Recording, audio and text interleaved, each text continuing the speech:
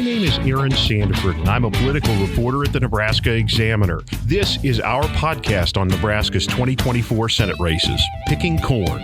We come to you today from the College of Journalism studios at the University of Nebraska-Lincoln, where your old dog host is learning some new tricks in grad school here.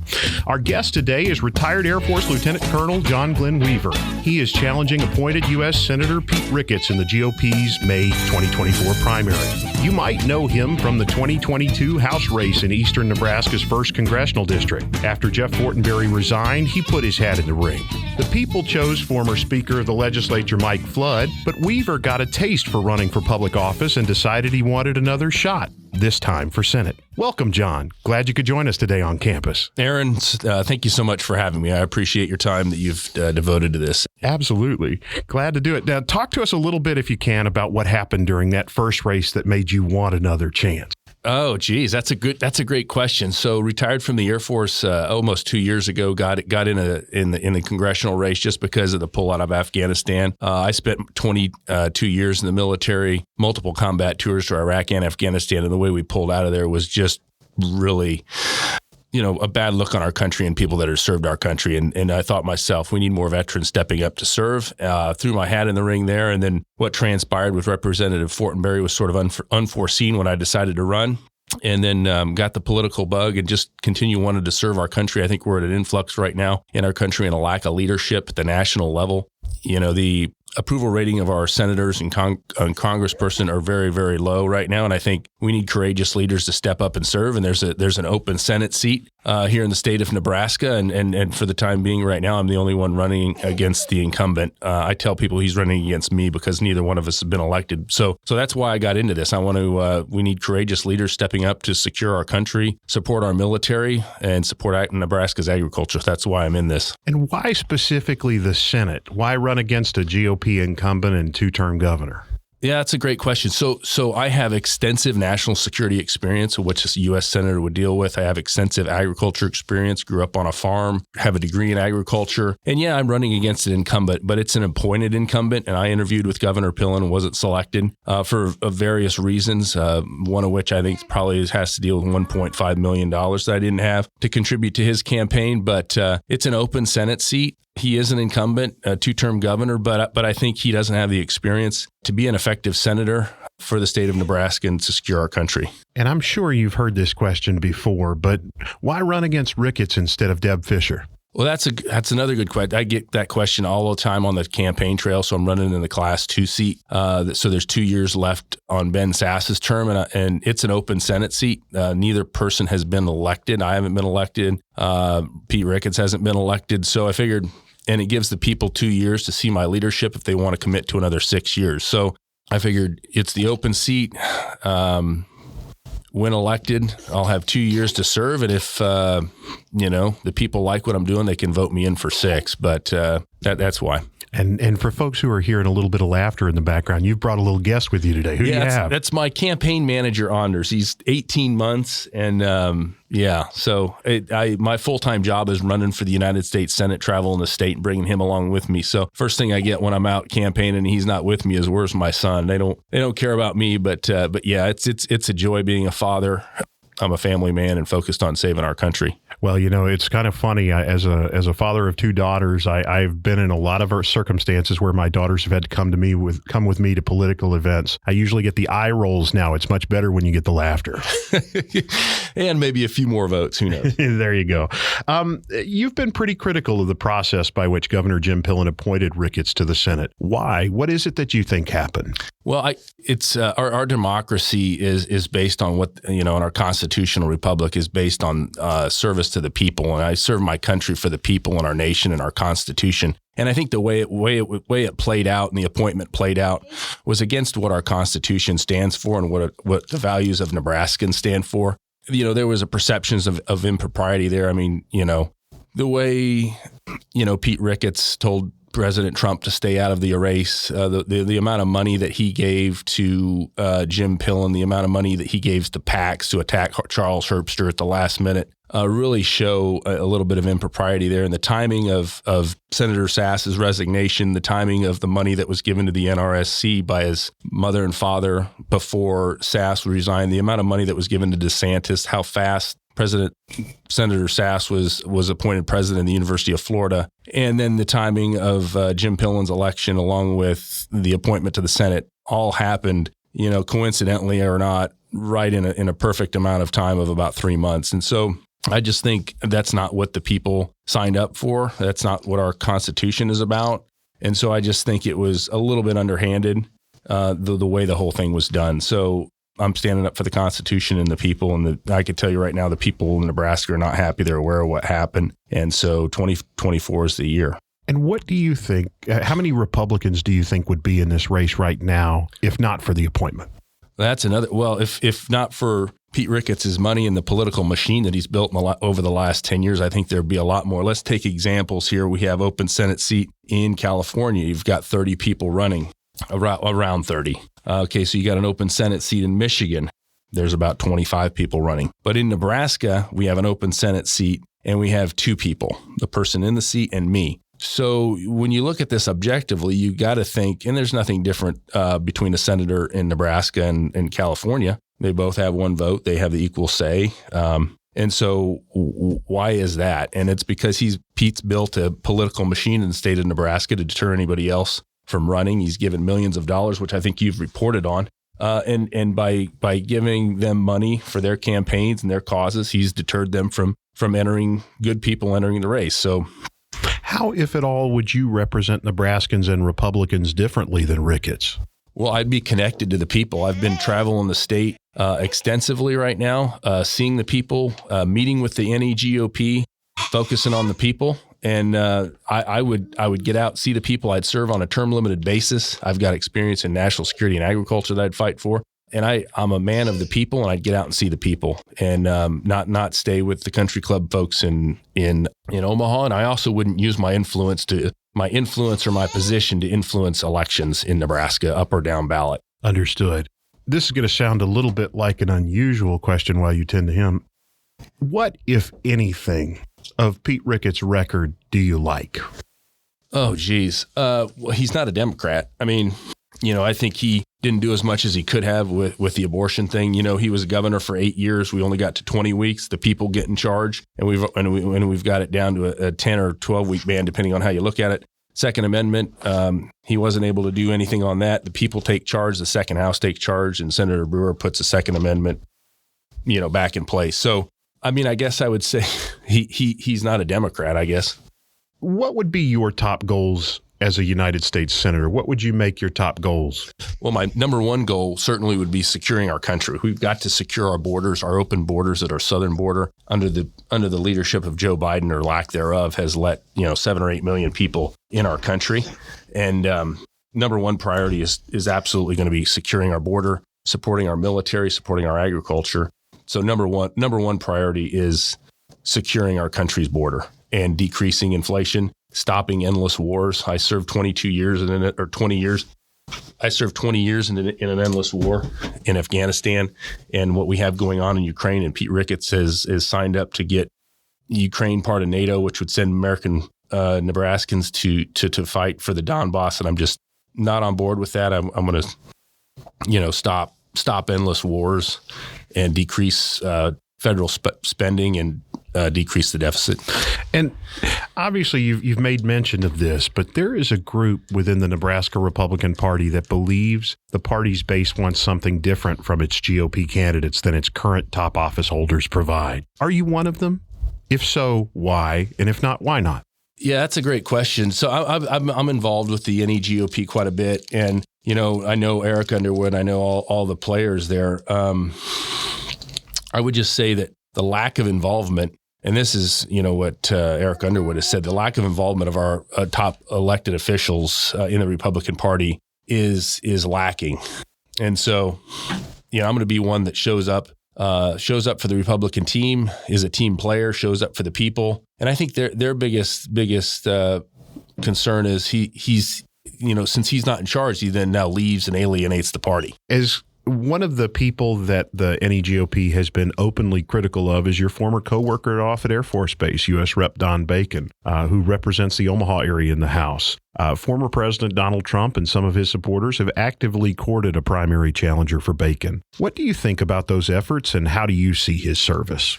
Well, look, I respect General Bacon for his service to our country. He served our nation for 30 years or whatnot. But, that we're in a different time now. And I support President Trump. I support the America First agenda. And I don't think none of the other office holders in Nebraska do. Certainly Don Bacon doesn't. Pete Ricketts doesn't. Deb Fischer doesn't. They haven't come out and supported President Trump against the weaponization of the DOJ.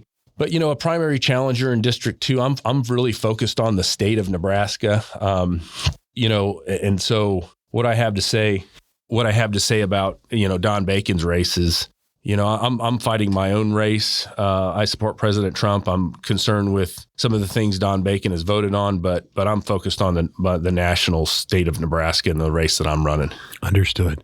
You have criticized the amount of money in politics. What, if anything, do you think Congress should do to limit the role of money in campaigns?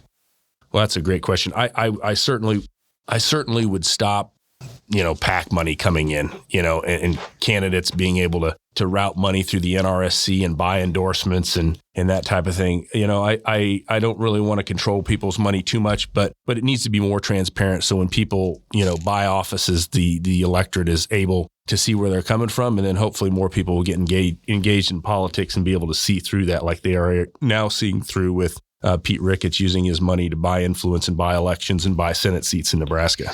Is that what you really think? Do you really think he bought his Senate seat at his previous races? Well, I don't know if he bought his previous races, but he has certainly spent the last 10 years of building a political machine within the state of Nebraska, and the amount of money that he has, gave Jim Pillen and different PACs to attack Charles Herbster certainly sounds like he wanted something in return. I don't know what that is, but, you and I would not spend that amount of fortune to having a candidate get elected. How does a guy who's not yet served in public office raise enough money to compete with a guy who's already run Nebraska's most expensive Senate race in the early 2000s? What will it take for you to compete? Well, what it's going to take for me to compete is seeing the people, connecting to the people, and gaining the trust of the people. He ran, Pete Ricketts ran the NEGOP for I don't know how many years. And, the people took it back. And the reason they took it back with very $0. So how does a guy who's not yet served in public office raise enough to compete with a guy who's already run Nebraska? Well, you get out and do this the way our founding fathers designed it, and to gain the trust of the people. Nebraska is a small state. 100,000 votes wins this election. And I think if you just travel the state day by day, week by week, month by month, one foot in front of the other, like I've been doing, and trust the people, you can win an election. And Nebraska's, I don't want to say it's a cheap media market, but people talk in the third. People are disenfranchised. People are aware. The antics behind, what Pete Ricketts has been up to. He said he gave historic tax relief. Well, most Nebraskans you talk to, I don't think you're going to see Pete Ricketts gave us historic tax relief. We got the epic tax thing coming up. So my goal is just connecting with the people. And I'm putting my trust in the people in this whole thing. It's not me or the amount of money. I've raised several $1,000s, but people are wise now. And I think you can't fool the people, and I'm trusting the people. And if you get a chance to debate Ricketts, what questions would you want to ask him? What makes him qualified to be a United States Senator? Why does he use his money the way he does, to, in my opinion, buy these offices? Why doesn't he get out and see the people? Why didn't he win this race? Why didn't he run this race on his own in 2024, let somebody else get appointed and then earn it? His brother Todd talks about earning things. What the perceptions are now when you see the money that Pete has run through Nebraska politics is he's not earning anything. He's buying anything. My combat tours, my rank, all that stuff in the military, I earned, right? So that's the only way I know to do things is earn things. And I just don't know why he can't go out there and earn something and feel like he's got to buy influence and buy votes. He'll tell you it's politics, but I'd rather lose than not earn this Senate seat. You talked about your military service now a couple of times. What is it about your military service that informs how you would serve the public? Well, my focus is going to be completely on the Constitution. I raise my right hand to support and serve the Constitution. I'm going to serve on a term limited basis. I don't want to be in Washington, D.C. for, who knows how long. And so my service in the military just gives people an idea where my focus is, where my priorities are. And my priorities are for the support and defend the Constitution. I'm not a big fan of, the donor and consultant class. I'm not a big fan of Mitch McConnell. I think we need a new leadership in Washington, D.C., and I want to be a part of that new leadership. And we have the amount of veterans we have serving in the United States Senate is extremely low. I think it's somewhere around 20%, whereas after Vietnam, it was in the 80s. And I think that lack of leadership serving in the United States Senate really affects our foreign policy. It affects whether or not we should go to war. It affects whether or not, we should be let Ukraine be part of NATO and all things that Pete Ricketts agree with. But our country suffers when we don't have honorable leaders with military experience serving in the legislature. And that's the second time that you've mentioned Ukraine. Where do you stand on aid to the Ukraine in this war? I'm against aid to Ukraine. And why? Well, we're already $33 trillion in debt. We have an open southern border. We've been funding that thing for 2 years now. We haven't seen any progress one way or the other. And I just think it's wasting American taxpayers' money. We cannot be involved in every single war all over the country. First comes the money, then comes the troops. And I'm just completely against sending our money over there, and certainly absolutely against sending soldiers over there. And so it's a slippery slope. I think the politicians will, convince you that you need to add troops over there to help out. And so I'm against it. Yeah. And but where do you draw the line when you end up with a situation where, obviously it's been a long time since Europe had folks that decided they wanted to go on the march. Right. Where do you end up if you stop now? How do you end up with a Europe that doesn't end up in war, that you end up having to be pulled in anyway? All right. So your argument is if we don't stop, it's not an argument. I'm just asking, if he's not stopped now, when? Well, he knows. So I studied Russian. I speak Russian. I got a degree in Russian. I saw that you did. Yeah.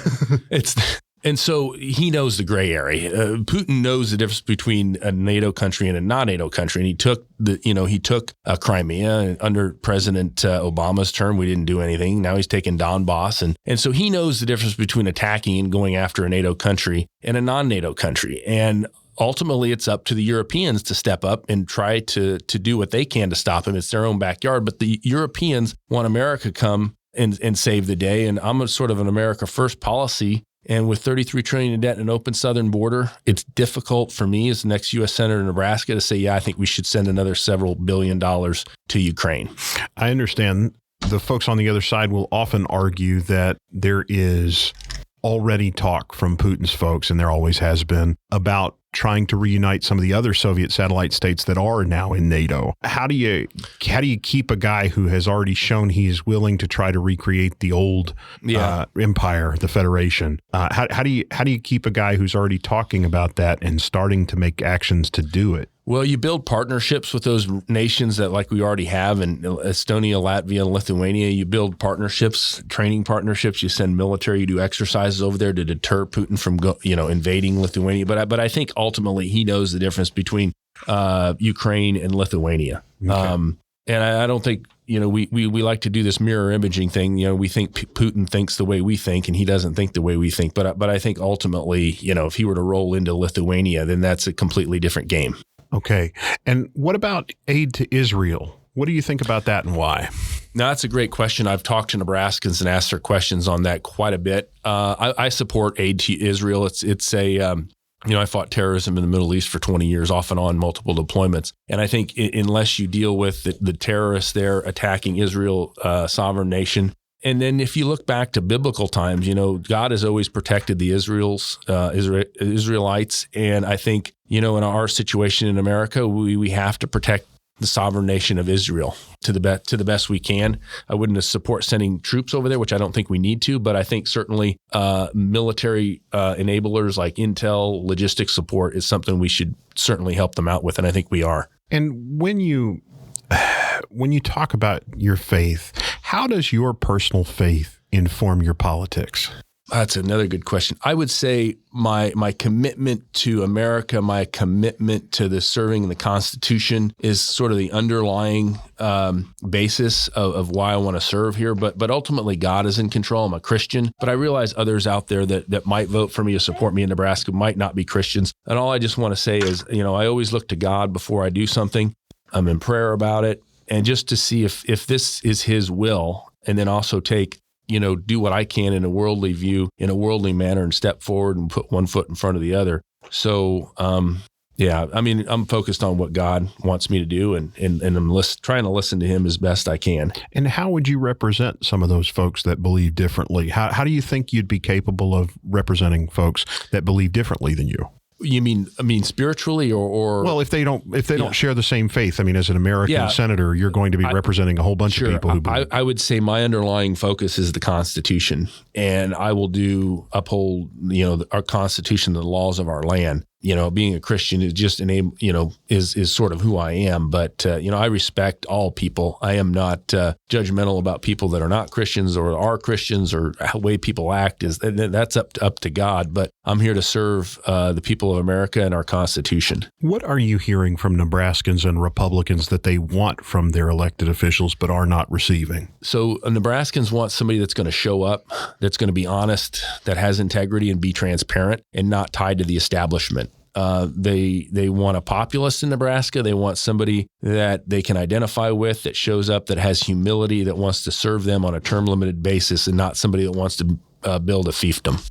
One of the challenges when we talk about populism in politics and some of this is that, and establishment, is once you're elected, you are the establishment. So how do you transition, if you were to win, how do you transition from being someone who is anti-establishment to serving? That's a great question. Well, I'm not going to be establishment, because the minute I walk in the United States Senate, I'm serving on a term limited basis. I'm going to serve 2 terms, and I'm going to vote for things against the establishment. And so if I go in there saying my time here is limited to 2 terms, it's difficult to be labeled as establishment. And another way I'm not going to be labeled as establishment, because I'm going to connect with the people after I'm elected, just like I've been doing for the last 8.5 months, and connect with the people and see the people.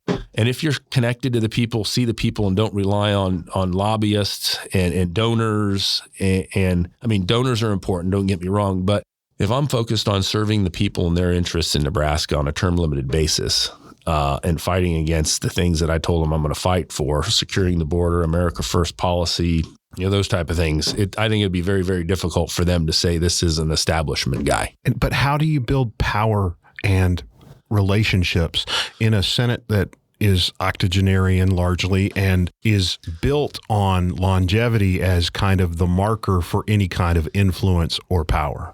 Yeah, that's sort of, Deb Fischer's reason for running a 3rd term when she was just going to run 2. I would say good leadership will rise to the top. If I get in there and act the way that I say I'm going to now, I think there'll be a lot more people that'll follow in my footsteps. And just like we've seen with the Freedom Coalition, or the Freedom Caucus in the U.S. House, I think we can get a group of us, me, Josh Hawley, Lee, Ted Cruz together to fight back against the establishment. What does it mean to you to be a Republican today, and how has that changed in recent years? So, I don't know, because I just got into politics 2.5 years ago. Before that, I was, serving in the military, and I was apolitical because we had to be. We had to go to war for Obama. We went to war for Bush and put our lives on the line for Democrats and Republicans. So I would say I'm a Republican now because I stand up for the core values of, life, liberty, the pursuit of happiness, low debt, not getting in entangled wars long term, and fiscal responsibility. You have spoken before publicly about your disdain for efforts to boost diversity training in the military. The military was one of the country's most effective employers during the start of integration. Was it wrong to do so then, and how is what's happening today different? No, I don't think it was wrong to do so then. I think what's wrong about the diversity and inclusion now is you're forcing this amongst military members, where I think if you recruit a diverse group of people, they're going to come together under a common mission and serve together and respect each other. I served in the military for 22 years and all different races, ethnicities, sexual orientations at the end. And we all came together as a team. We respected each other. We fell under the core values of integrity first, service before self, and excellence in all we do. And as long as you stick to the core values of the institution in the military, the diversity and inclusion, I think will come with that. And if you have people that are not respecting people, then that's when you need to deal with it. But if it's a forced, here's how you need to treat, here's how you need to respect people, it wastes money, it wastes time, and it wastes more or less time that they could be training to be combat ready. But the other argument that some of those folks will make is that as the nation becomes more diverse and its service members become more diverse, there become more opportunities for problems and friction in that force. How do you keep that force capable and build trust and bonds without some understanding of what's going on? Well, our military is a reflection of our society, right? So, when somebody joins the military, they're a reflection of their community and their society. So they've dealt with a lot of the issues that the diversity and inclusion they want to force amongst our service members. So all I will say is our military is a melting pot. We just raise the standard. He wants my headset. Oh, if he does, he can use one of the others if he wants to put it on. So I would say this: we're creating a problem where a problem doesn't exist. We recruit people that are professional. We hold them to a standard, and there's no need for diversity and inclusion training because you recruit the right people, train them, and yeah. What needs to be done to address immigration in this country? How would you fix the system, and what about border security? Well, so yes, we've got to fix it. But first of all, we've got to secure our border. We've got to stop the inflow of illegals. We have to know who's coming into this country, and we only have to let people in this country that have something to add to America. When I served in Iraq and Afghanistan, when we had a forward operating base, you always had a perimeter around it. You decided who came in, who left, and you took account of who came in and who left. And so we need to do the same with our southern and partially our northern border too. We have to have immigration. We need legal immigration. We cannot. America is not the greatest country in the world without immigrants. We need immigrants. We absolutely need immigrants. I'm pro-immigrants, but we need to have legal immigration, know who's coming in this country, and only let people in this country that have something to add to our greatness. Obviously, it's been a really difficult political question to try to solve. There have been a lot of people who have said similar things, but when they get to Congress, it's really hard to get them to agree. What of your principles on immigration are bedrock that you would not negotiate on, and what are things where you think folks can find some common ground? Well, non-negotiable is securing our border. Non-negotiable is, not letting terrorists. Non-negotiable is having a proper vetting mechanism in. Negotiable would be how many people do we want to let in our country a year? I don't have I'm not the expert to figure out how many we need to let in or from what area. So I'm agnostic to whether they come in from Africa or whether they come in from, wherever. So as long as we have a secure border and a vetting process, I think everything else from my perspective can be negotiable. Work in America, you're on your green card. We want to let 50,000 people work here and then send them back. So the details of that, I would be okay with.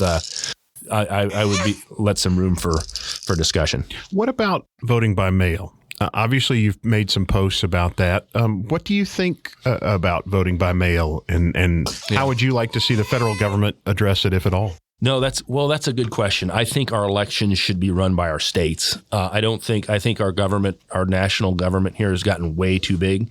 They've taken on powers that our Constitution did not, and our founding fathers did not intend. So with regard to the mailing process and the voting process, I'm not going to pass on this question. I'll give you an answer, but I think that's best left up to our state legislature, our county commissioners. But with regard to mail-in ballots, and a lot of folks in Nebraska, that's the only way they can vote is by mail-in. Look at Sheridan or Cherry County. I don't think you can vote in person in many of Nebraska counties. So it's a difficult question. I don't think I have all the facts to say if we should rule out mail-in ballots. I think in some of our remote places in Nebraska, we probably should allow people to vote by mail. But I think largely Douglas County, you need to show up and vote in person. I realize in this next election, you're going to probably be able to vote by mail. But as a whole, I'm leaning towards being against mail-in ballots. I certainly would be against the voting machines. I think people need to vote in person and count the ballots by hand. Well, and I just to follow up a little bit on that, what's the difference between the challenges facing those folks in rural areas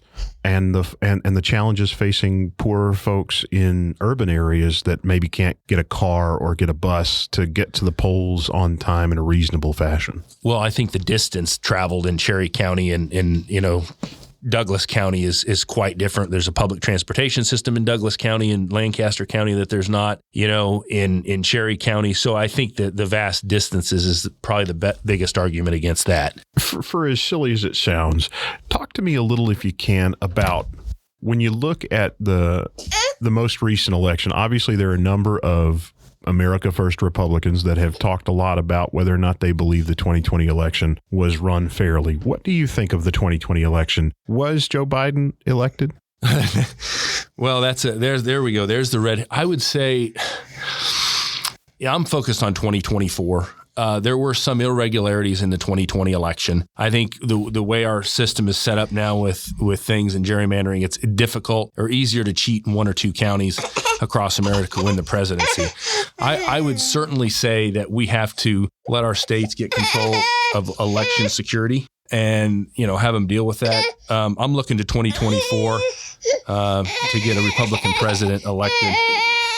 We were talking a little bit about voting, and you were starting to express that you have some reservations about vote by mail, but you want to leave that to the states. But we talked a little bit briefly about the 2020 election. You said you wanted to look forward. Do you think you can fairly have an election in 2024 the way the system is set up now? I hope so. I think a priority of the unicameral legislature should be to get rid of the voting machines and count everything by hand. I hope I can. I'm doing what I can to operate under the current auspices of mail-in ballots and, early voting by mail. It's sort of what I have to work with now, but yes. Okay. And who is John Glen Weaver away from all of this? Well, he's the guy standing up right now with his foot on the chair trying to stop his son from going out the door. He is a guy that loves his country, did several combat tours, multiple combat hours flying over Iraq and Afghanistan. He's a guy that'll help his neighbor.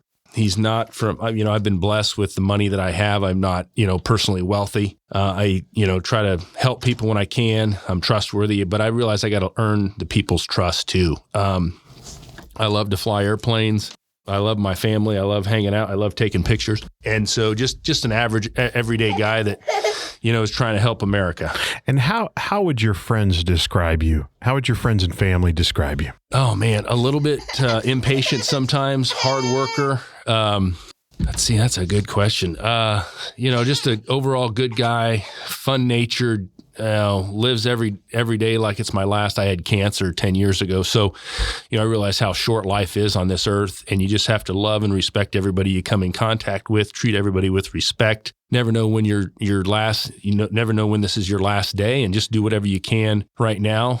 Do as much good as you can for as long as possible. So that's why I'm in the race, and that's why I'm doing this and trying to balance being a dad and then being a candidate for the United States Senate. What would your enemies say about you? And what do you think your political enemies will say about you? Well, I think my political enemies will say that I don't have the experience to be a United States Senator. I haven't served in the legislature. I didn't come up through the system. I've got zero political experience. I would say, those are probably the main things they would say. The same people would also say at the same time when I was in uniform, thank you for your service. We're so grateful for your service. But then you become their political, I don't want to say enemy, ally, or not ally, but adversary. And then all of a sudden you're not qualified for the office. But it's only those people that think I'm not qualified for the office. You talk to the rank and file Nebraskans out there, and they think I'm absolutely qualified. One of the biggest jobs of United States senators is to keep our country safe and then send our men and women to war if needed. And so the United States sent me to war multiple times.